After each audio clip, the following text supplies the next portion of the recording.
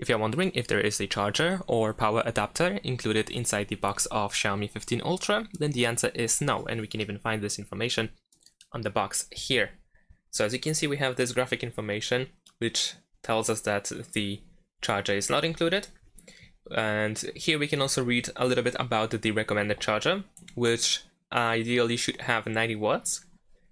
Of course, you can get a stronger charger if you want to, but it doesn't really do anything. It won't make charge faster because the phone will use up to 90 watts anyway, so it won't exceed that amount. Now, if you're wondering what brand should you get, then of course, ideally you want to get the Xiaomi charger.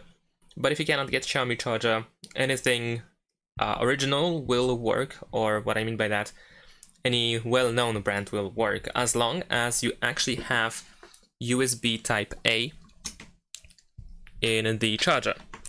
So let me actually show you how it should look like. So here I have another Xiaomi charger. This one is actually 33 watts, so still lots of room for improvement. But generally you want to have this kind of input or slot. The port should look like this to be able to charge with the original cable, that is. Because if you have, for example, the original cable, it is USB-A into USB-C, which means that USB-A goes into the charger or power adapter.